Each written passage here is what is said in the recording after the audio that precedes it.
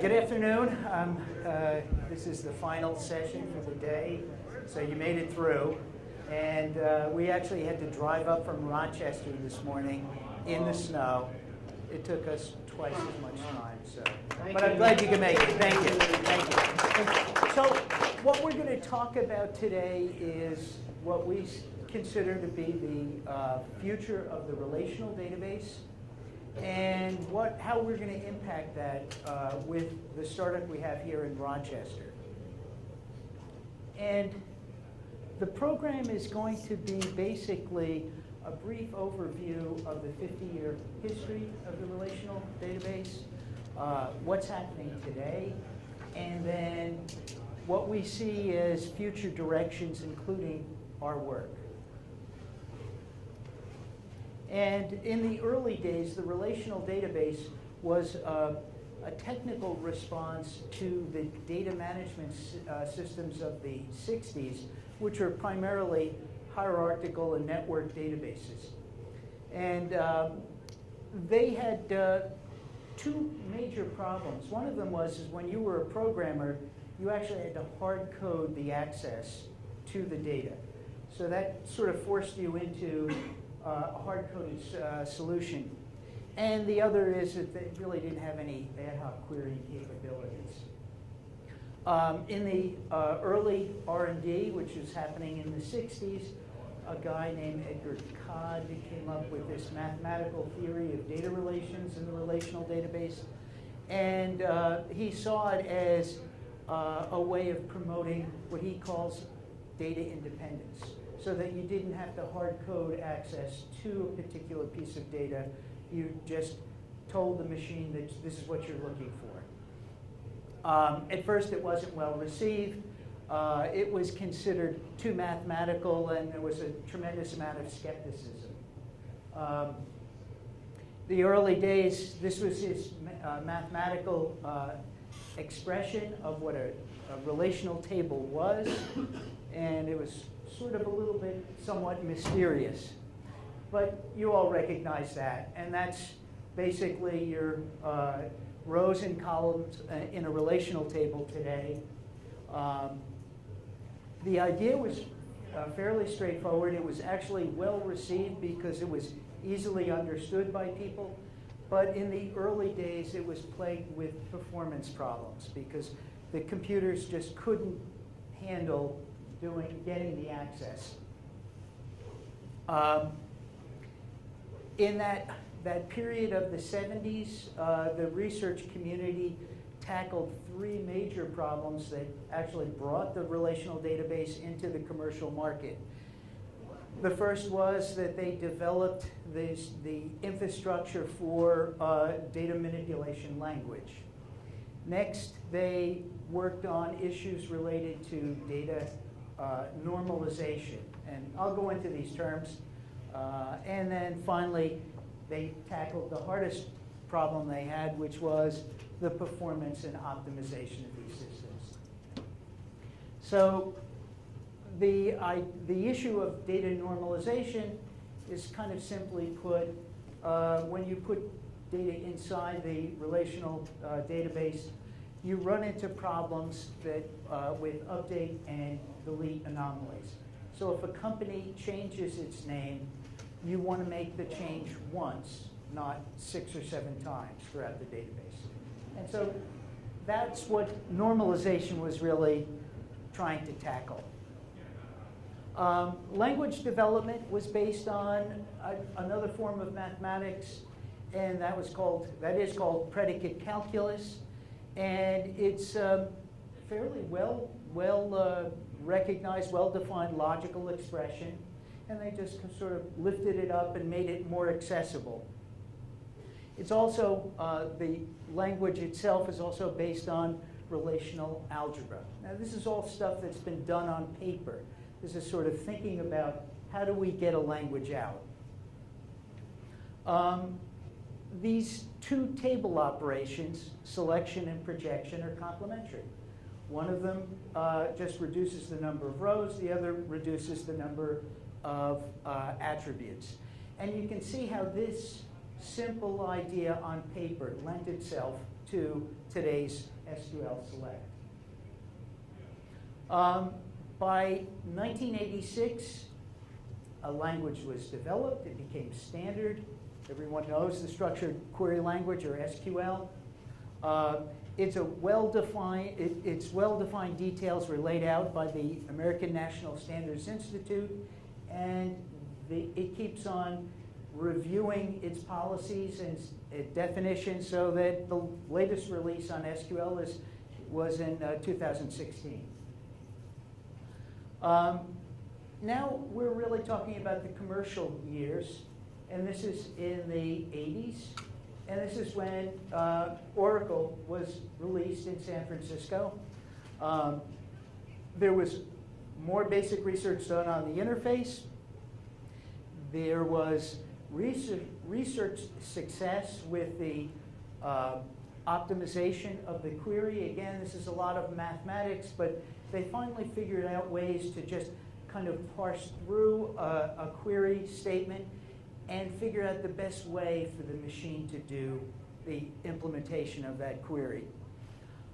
There were also research setbacks, and at this time there was a theory called universal relations, which was introduced in the early part of the 1980s, and it took about 5 years for the community to completely debunk it. The idea behind universal relations is that all of the data is connected, and it's just a matter of changing the tables, bringing them together, and then you have this way of accessing all of the data. During this time, research into the end user interface included a technique developed by IBM called query by example. Today they call it's evolved over time, and they call it the visual query. There's also form-based searches, which are known for their hit or miss issues. There's a faceted search, so you have a category of something, and then you have the values of it. And that came out of research in library science, and then was finally applied to the database. And then there were numerous experimental interfaces in all sorts of shapes and sizes, including natural language front-end interfaces, so that you could just either pose a question, type it in, or actually speak it into the system.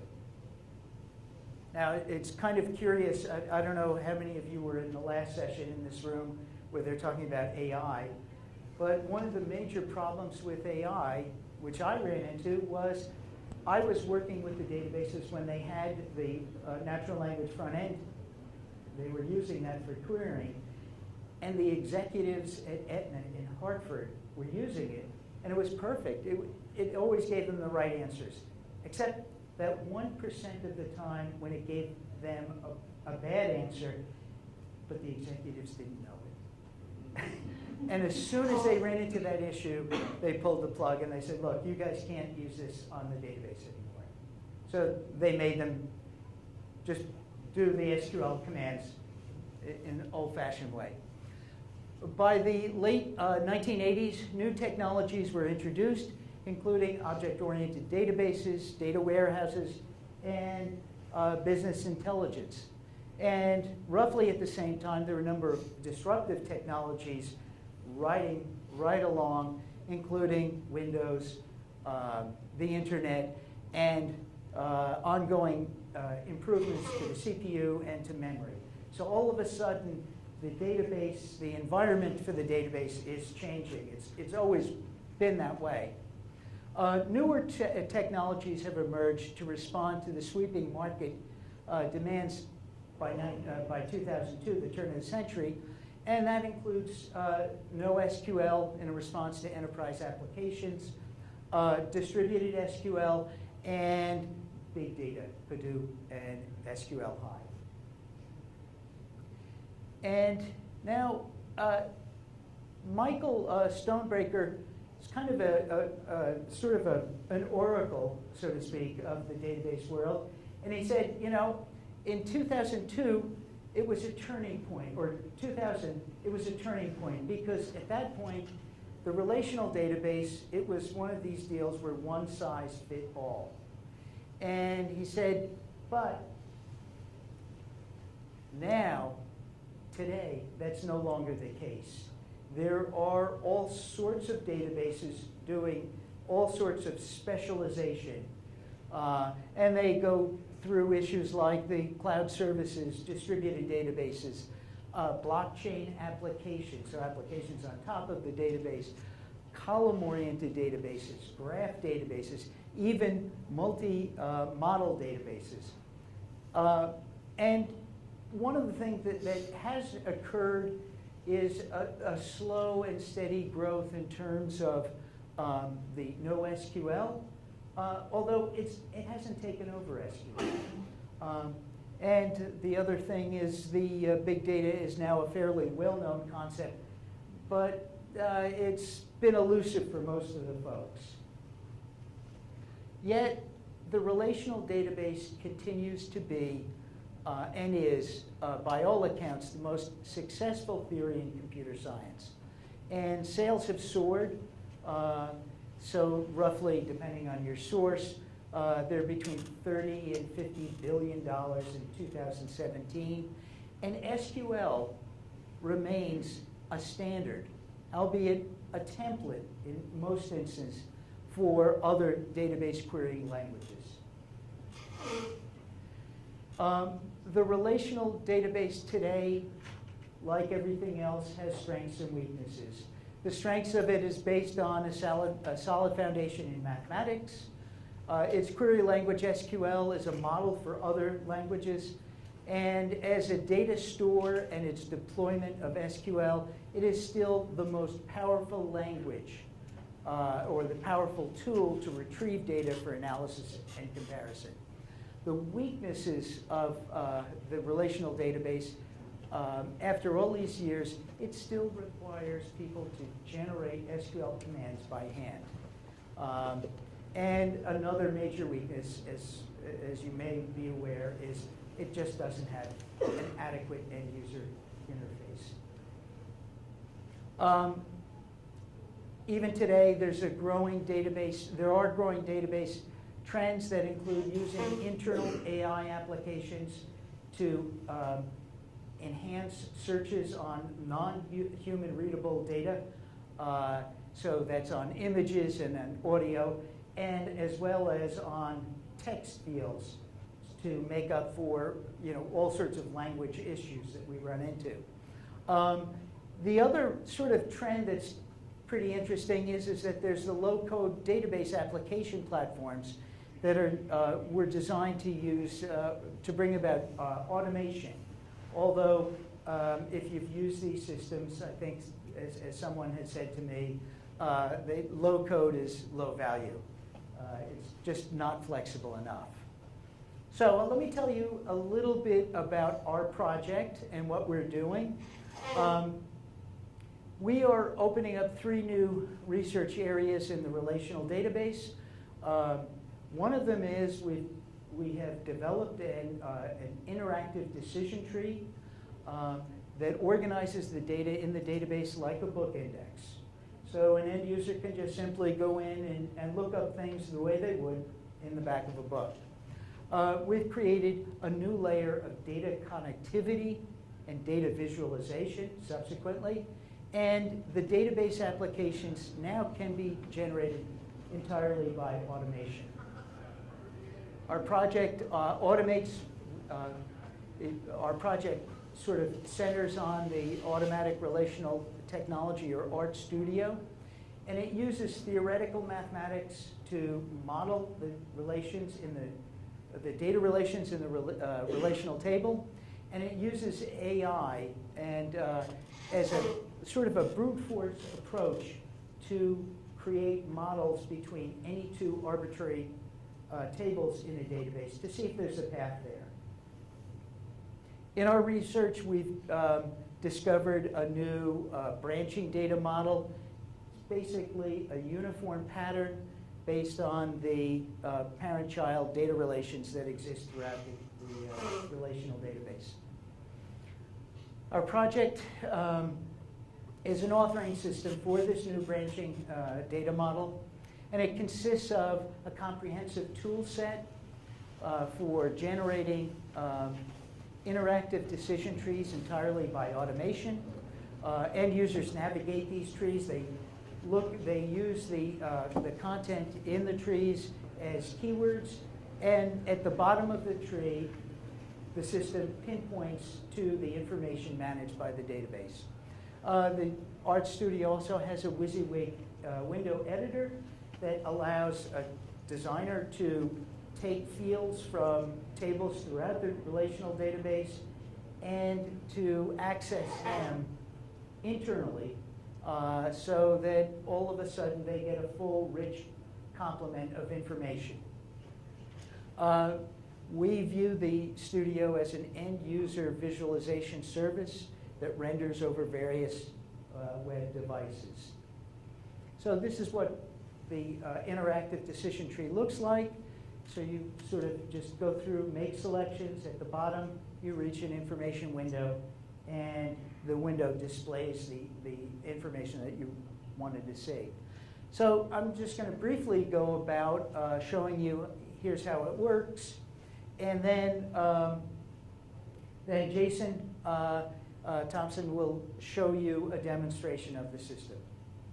And so, as I mentioned, we use AI to connect tables, the data in one table to another. And then when we get to the relational database table itself, we model the relations in the table to create a decision tree. And this is all done by automation. The organization of the data with its primary key at the bottom replaces the SQL select command. So you no longer need to write SQL commands by hand. This organization of data also frees up the Studio to deploy machine-generated select commands that are really designed for performance and reusability in a database application. So what it does is, the biggest impact of the machine-generated select statements is on the Mvc stack. So here's the traditional Mvc stack today, best known as the full stack. And you have a mapping layer, you've got the model layer, you've got controllers, and then you've got your view.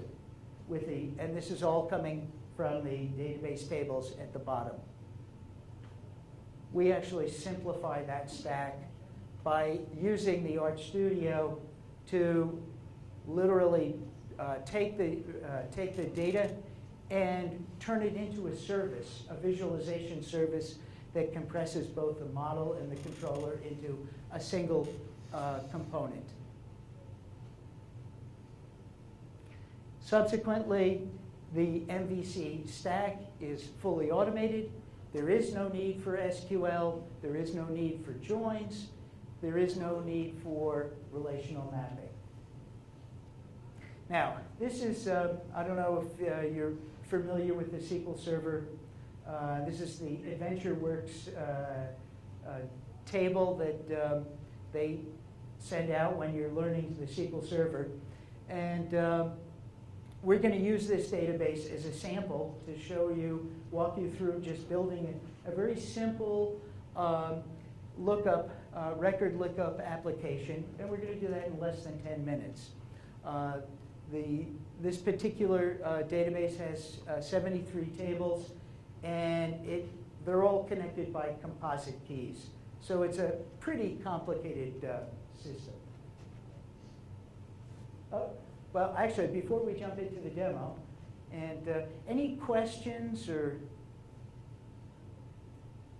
I have one question. Sure. So when you talk about moving away from the SQL query language as a user interface, Yep. and having visualization, what's the use case, or who's the consumer? Who's the customer that would want that kind of thing? Quite frankly, I would think, anyone that would like to get to information in a database rapidly. So they don't have to, put a project together to get a team of developers to roll it out in a couple of months. We can do this within a couple of days. So in effect, is that kind of you're creating a middleware that provides that interface, and then on the back end is still using the standard? That's right. We sit on top of legacy systems, and we're a visualization service. So at some point in time, what we would like to do is make our service open source. So we have a simple interface now. We'll let the designers and the developers of the world create their own interfaces using this technology. So, yeah, good.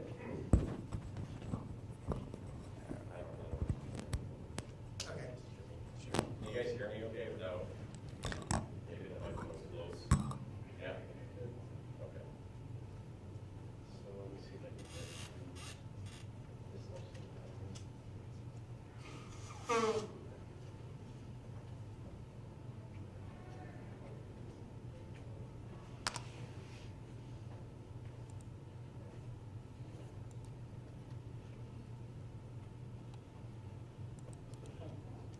So,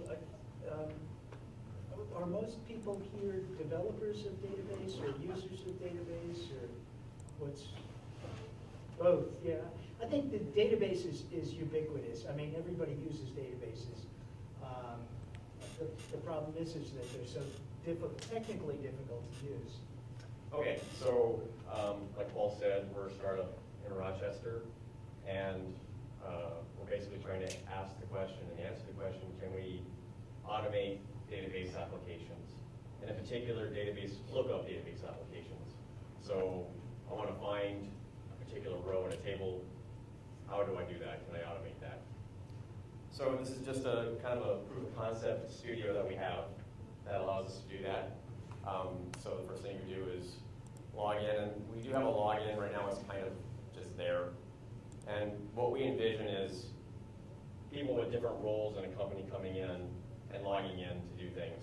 So the first person that would probably log into this is the database administrator, because that person has to come in and set up basically access to the database. I'm not going to go through all that, but that's what we call the dictionary here.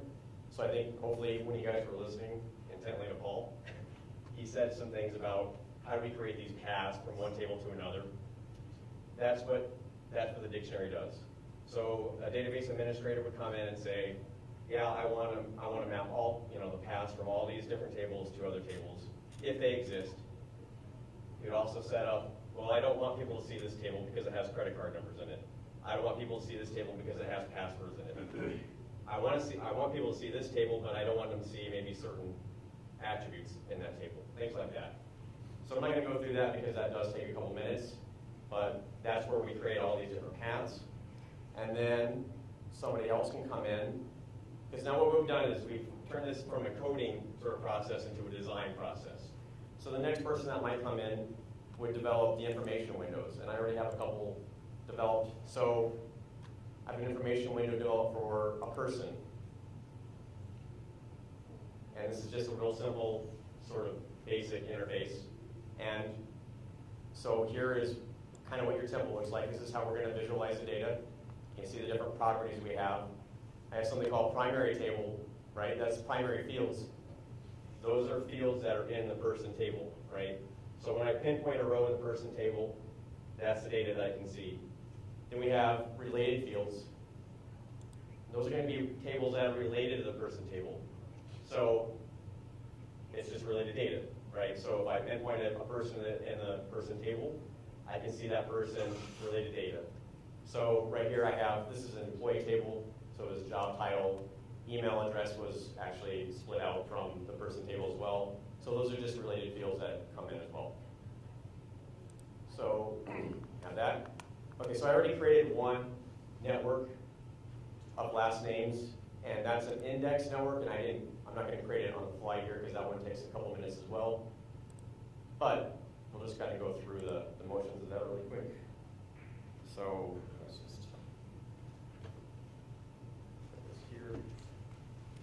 just call it LN or something like that.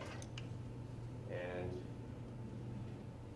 so this is my new topic. That's the topic that will show up in my menu up here.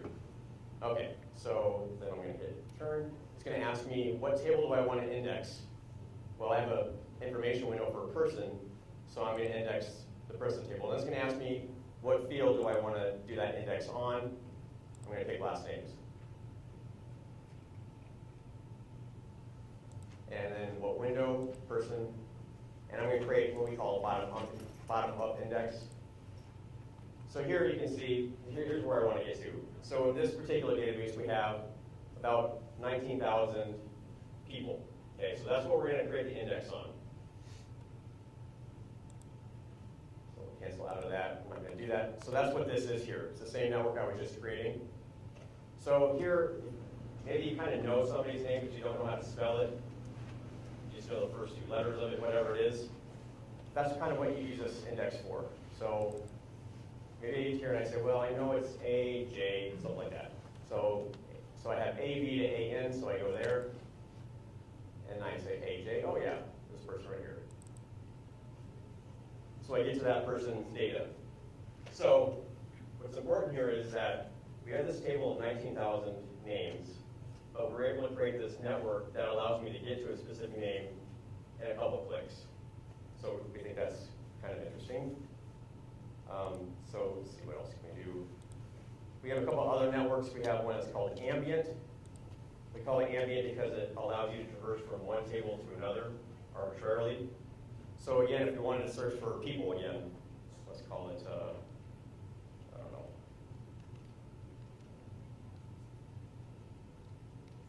Whatever, I can't see what I'm typing, so you know what I mean. Many people. So it's going to ask for a window, and well, if I'm looking for people, the window I want to get to is a person. And let's say that I want to search for people by department. That seems like something you might want to try to do. So we start with department. Maybe we'll search by department name. And now I can decide how I want to create this network. So now I'm starting the department table. This drop-down shows me what tables connect to department. So maybe I want to look for employees. So I'll click on that, and maybe I want to go through job title. Does that make sense? I know a department, I might know a job title. And then that'll show me what is connected to employees, all the tables that are connected to employees. So for example, person, and maybe I can search by last name, and then finally their first name. And so it'll create that network for me. Like that. So we can start here. It'll show me all the departments. So maybe I want to find somebody in sales who's a very important person, like a vice president. This guy. And then the last network we have is called category filter. And I think Paul mentioned, he's mentioned something called faceted networks or faceted search. That's kind of what this is. You go from category to value and category to value. So this actually just spans a single table and allows you to take a big table and narrow down your search to a specific row based on the attributes in that table. So we'll call this products.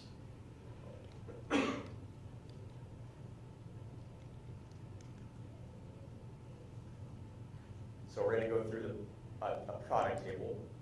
Oops, sometimes that happens on my machine. Of course, it didn't happen at all until just now. So here's some attributes that, like I said, we have this dictionary, and there's a lot more attributes in the product table than this, but the database administrator limits what we can see. So we'll filter on color, size, and weight, for example. Oh, and it's going to tell me that I forgot to pick a window. So because I'm using the product table, I'm going to use the product information window, which I didn't show. And there's that. So now we have products. Now we can just kind of filter down. We can start with color. Somebody have a favorite color? Number one. Did I hear yellow? Okay. Somebody has a size. Somebody have a size? Did I hear 40? Okay. And then a weight. I heard 17.77 somewhere. Okay, so there we go. So this is just an information window again. These are the primary attributes in that table. This is a related attribute, a review.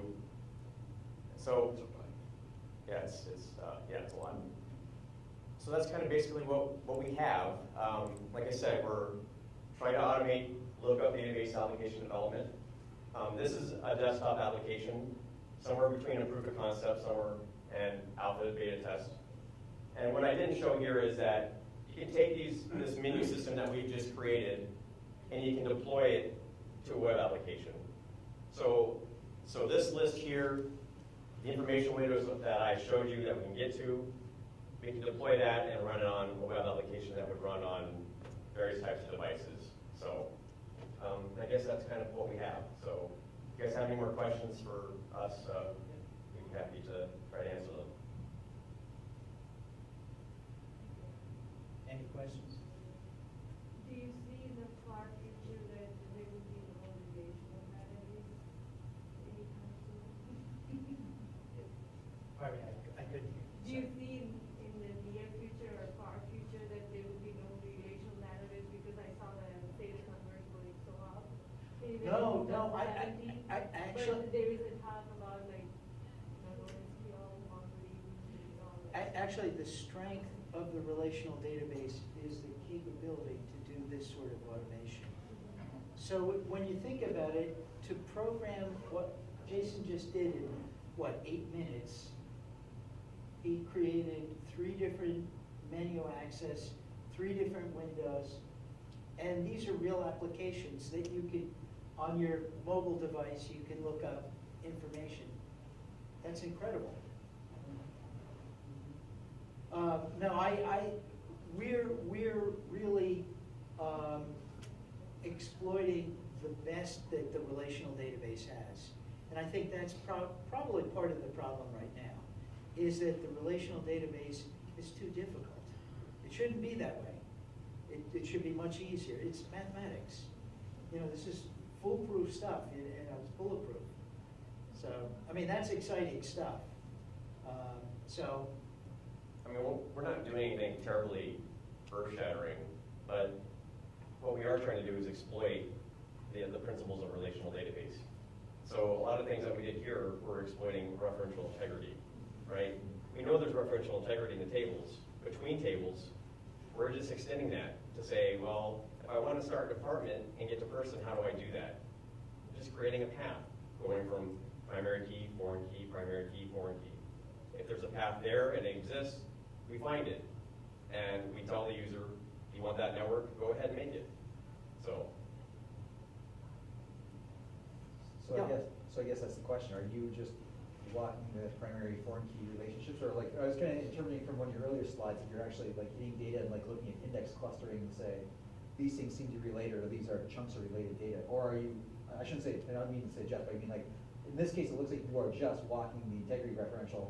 yes, constraints. so That's right. And in the earlier presentation, the session before ours, there were 7 or 8 guys in AI, and what is AI, and all this sort of stuff.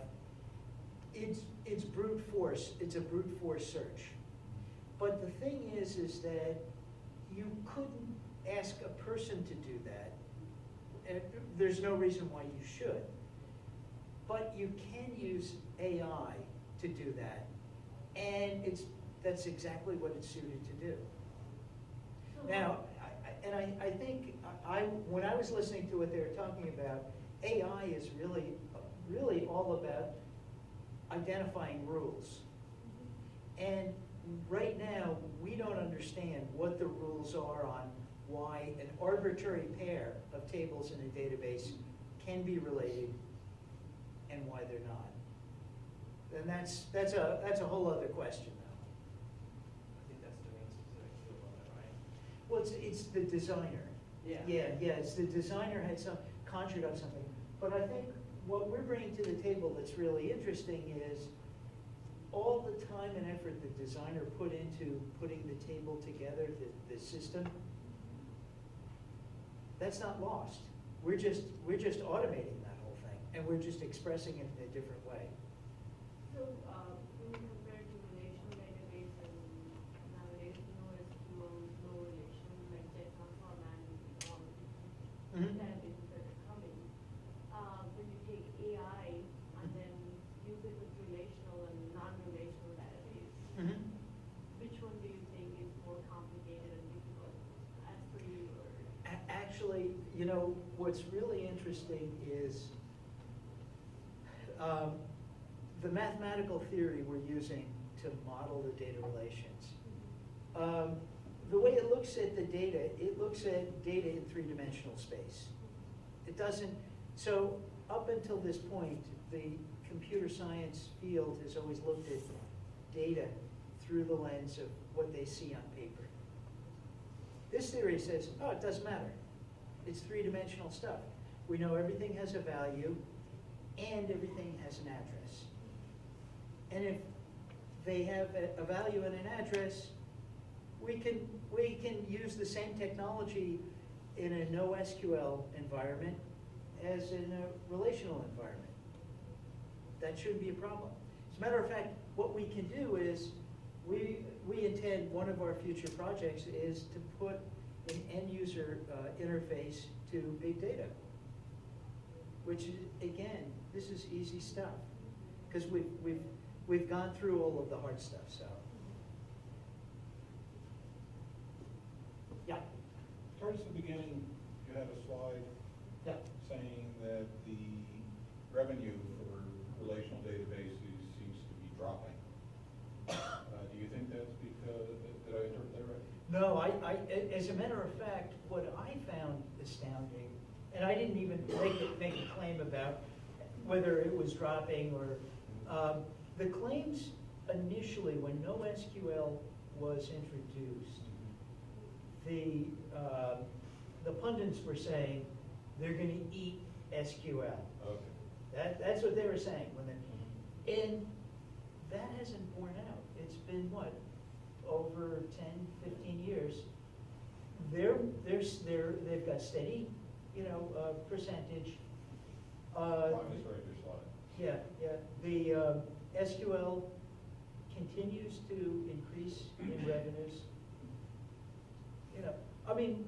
We're becoming more computer intense world. That's just the way it is. No, the one thing that occurred to me with my misinterpretation was maybe some of that is that access to relational databases has become much cheaper with free products as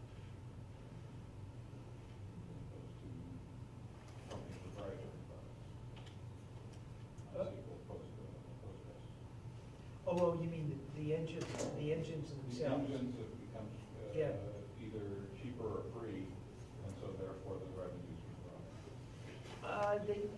I think they're still labor intensive to use.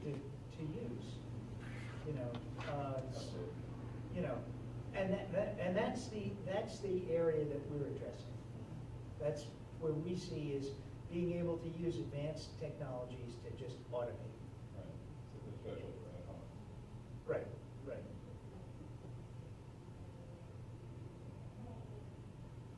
Yes. Are you thinking about like exporting, like at the end, like one of the things that seems like really valuable you do is you connect the network up pretty quickly. What you do in terms of the integrity constraints, right? It seems like you want to do a search, but it seems like one of the intermediate things you could do is if you want to be part of like middleware to say like, oh, someone come here and design this, that you output like the view that someone wants to use because they want to do what they've done repeatedly and use it in some other application so that you become part of a pipeline. Is that part of what you're doing, may I ask? Well, I think the idea is that this is part of a visual service. So that's what we see ourselves providing. But there's a visual service, but at the end, sometimes like you want to use a visual service as a step to say, now I've gotten the path, like your visualization helped me get through the path of what I want, but now I want to use that repeatedly through something else. So you want to have a consumable at the end that I can plug into something else. Oh, you mean, is it data driven? Well, in the sense, like I said, like you walk the path, and I said, you put a network together, right, to say, I do this, great, Yeah. I discovered this. It's not that I want to get the end result of that particular person, but I want that path available to me again. So like you export like a view statement. Well, so, yeah, and I mentioned that, what I showed is a desktop application. And we have facilities within that to deploy those networks that I created, those windows that I created to a web app. So right now that just runs on Tomcat, basically. That's not too much in the weeds. But that's what it does, right? We have a service that will serve up those networks for you. And so he talked about kind of trying to replace big chunks of application stacks. That's what that is, basically. So it's still running on an application server like Tomcat, but you don't have to write the code. You don't have to write the controller to do that. You just say, deploy this, and here you go. So The other nice thing is that view of the data, that could be live data, as well as data that's been captured and compiled into files. So which we didn't go into. But yeah. There's a lot. The gist is that we can deploy that data. Right. So. Right. Thank you. Any other questions? So, in the future, you just see like different kinds of machine learning, but to just kind of repeat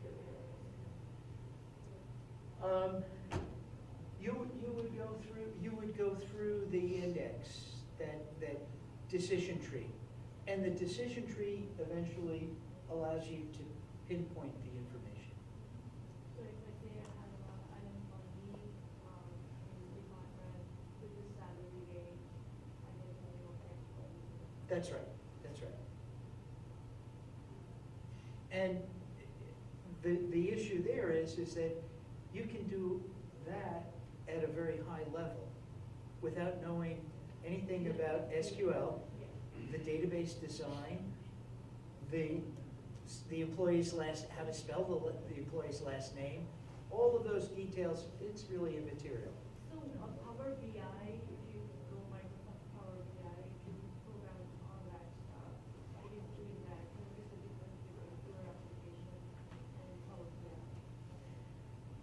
Power BI, actually, I'm not entirely familiar. Because you can type up the question and you get answers. Oh. So you can use a free-form natural language question. Oh, okay. Yeah, I mean, we're not prepared to start messing around with natural language yet. And, that remains to be, that's just another layer.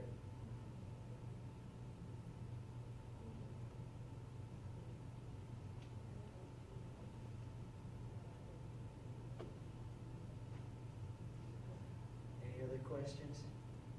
Yes, one question I had was, so we've seen the front, what databases do you have in the back? We use JDBC. So anything that supports JDBC? Yeah. We've tested, there's Derby, which comes with Java, and MySQL is easy, and then SQL Server so far.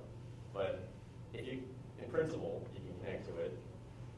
Yeah, right. You can. Because I assume at the back end, in reality, your system or your software is actually issuing SQL statements. Absolutely. So as We're long not as getting rid of it. We're not getting rid of Right, SQL. so- That's the power of a relational database, Yeah. right? We're just trying to simplify how you go about making those statements.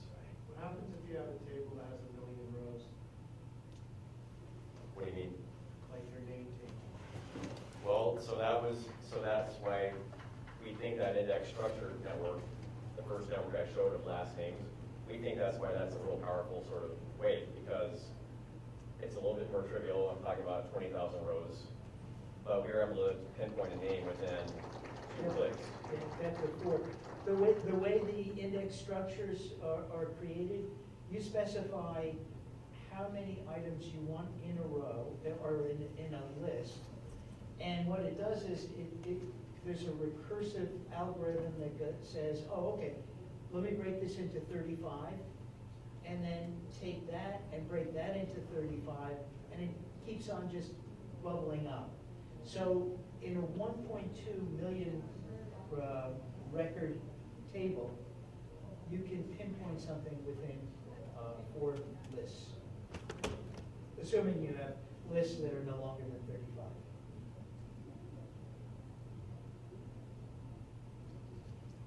Well, I mean, did you have a drop down with last names?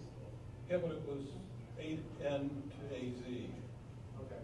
Yeah. and then the subtable The- under that. Yeah, But- so Okay. we create tab structures from the original, and then just keep on bubbling But if, those but tab if your structures up. table, if it was last name and there was a million rows in there, Yeah,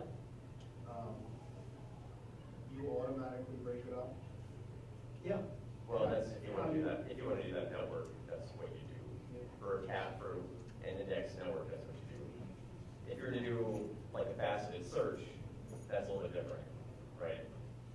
That would be more than 4 clicks to go through that. Right. Because you're filtering. And that's not the strength of a faceted search, I don't think.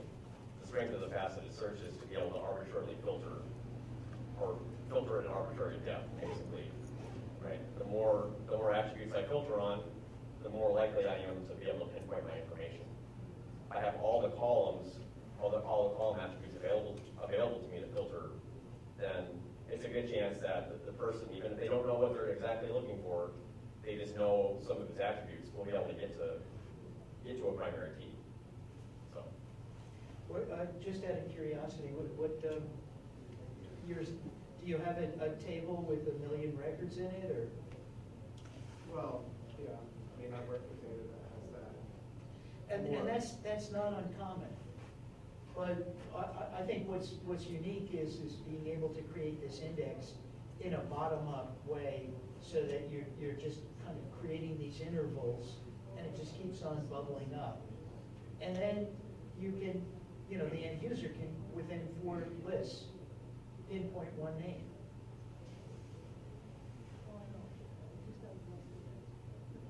You guys look like you're ready for wine and beer, so. Yeah.